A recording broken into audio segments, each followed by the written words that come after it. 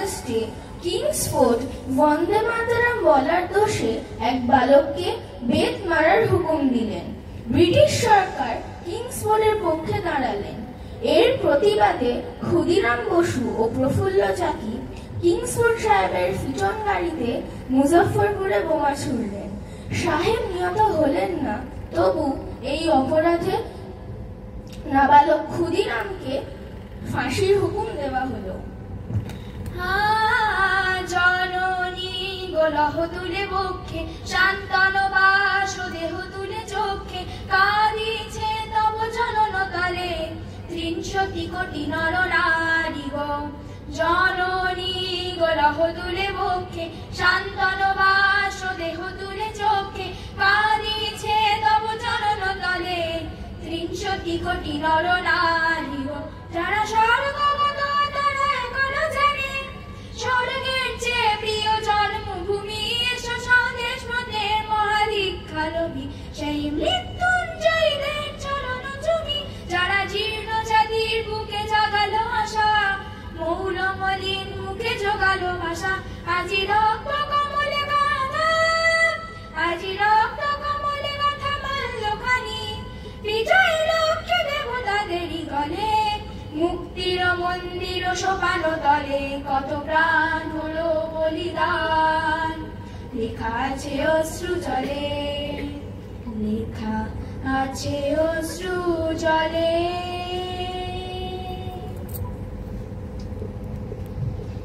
৯ September ১৯১৫ সালে ইংরেজদের সঙ্গে সম্মুখ সমরে স্বাধীনতা ছিনিয়ে নিতে অস্ত্র আনার পরিকল্পনা করেন যতীন্দ্রনাথ মুখোপাধ্যায়। বালেশ্বরে সঙ্গীদের নিয়ে জাহাজ থেকে সেই অস্ত্র নামাতে গেলে ইংরেজ বাহিনী তাদের ঘিরে ফেলে। বুড়িপালামের তীরে লড়াই বাঁধে বিরাট ইংরেজ বাহিনী বনাম বাঘা যতীন ও তার ৪০০ কীর্তনে। এককালে শুধু ভোজালি হাতে যিনি বাঘ মেরেছিলেন, সেই বীর সেদিন লুটিয়ে পড়লেন। আমি হাসি হাসি পরম ভাসি, দেখবে ভারতবাসী।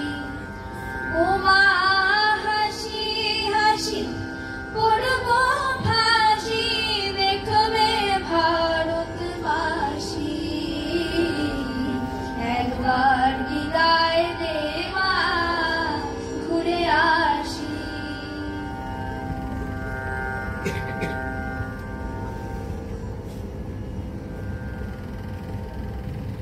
18 এপ্রিল 1930 মাস্টারদা সূর্য সেন ও তার ৫৬ জন শিষ্য মিলে পরিকল্পনা করে চট্টগ্রামে ব্রিটিশদের অস্ত্রাগার লুট করেন এবং তারপরে লুকিয়ে আশ্রয় নেন জালালাবাদ পাহাড়ে। এর ৪ দিন পর ব্রিটিশ বাহিনী খুঁজে বার করে মাস্টারদা ও তার সঙ্গী। সেদিনের অস্তমিত সূর্য ছিল সূর্য সেনের রক্তে রাঙানো। আহ্বান শোনো আহ্বান, আসে মাঠঘাট বন পেরিয়ে, দুস্তর বাধা স্তর খেলে বন্যার মতো বেরিয়ে। আহ্বান শোনো আহ্বান, আসে মাঠঘাট বন পেরিয়ে, দুস্তর বাধা স্তর খেলে বন্যার মতো বেরিয়ে।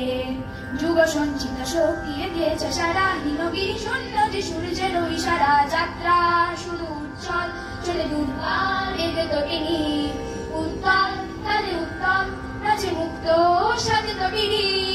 যাত্রা শুরু উচ্ছল চলে দুর্বার বেগে তো টেনি, উত্তম তালে উত্তম নাচে মুক্ত সাথে তো বিড়ি। এ শুধু সত্য যে নবপ্রাণে জেগেছে, রণসাথে সেজেছে অধিকার অর্জনে। শুধু সত্য যে নবপ্রাণে জেগেছে, রণসাথে সেজেছে অধিকার।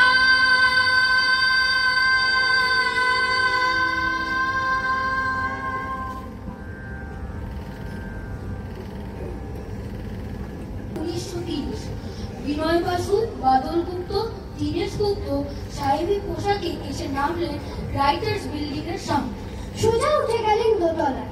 সামনে সিমসন সাহেবের ঘর। দ্বার রক্ষীকে ঠেলে ঢুকে গেলেন ভেতরে। বন্দুকের আওয়াজে গর্জে উঠল রাইটার্স। লুটিয়ে পড়লেন সিমসন সাহেব। এরপর রাইটার্স বিল্ডিং এর বারান্দা বারবার গর্জে উঠল বিপ্লবীদের গুলির শব্দে। তারপর টেগার সাহেব তার বাহিনী নিয়ে ঘিরে ফেললেন বিনয়, বাদল, দীনেশকে।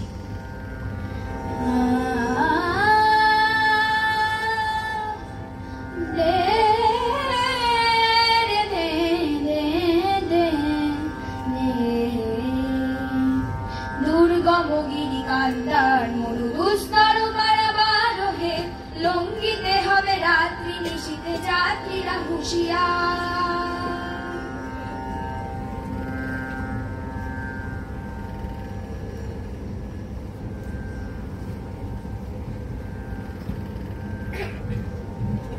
সেপ্টেম্বর 1932 মাস্টার দা সূর্য সেনের মন্ত্রে দীক্ষিত প্রীতিলতা ওয়াদেদার 15 জন সশস্ত্র বিপ্লবীকে নিয়ে পাহাড়তলি ইউরোপিয়ান ক্লাব আক্রমণ করে আগুন ধরিয়ে দিলেন।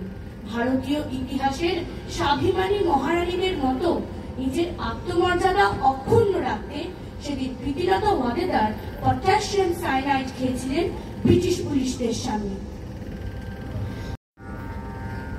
29 সেপ্টেম্বর 1942 তমলুকের মাটিতে কয়েক হাজার ভারতীয়কে নিয়ে যিনি পুলিশ স্টেশন ঘেরাও করার লক্ষ্যে হেঁটেছিলেন, সেই 70 যোদ্ধা মাতঙ্গিনী হাজরা পুলিশের নির্মম গুলি চালনা ও লাঠিচার্জ সত্ত্বেও তার হাতের পতাকাটি মাটিতে লুটোতে দেননি। আর ঠিক তার পরের বছর 1943-এর 3রা ডিসেম্বর জাপান সরকারের অধীনে থাকা আন্দামান দ্বীপ সেদিন হস্তান্তর করা হলো ইন্ডিয়ান ন্যাশনাল আর্মিকে। পোর্ট ব্লেয়ারের মাঠে তিরঙ্গা পতাকা তুললেন সুভাষ চন্দ্র। এটাই স্বাধীন ভারতের মাটিতে প্রথম তিরঙ্গা। আইএনএর commander in chief Subhash Chandra Bose হলেন।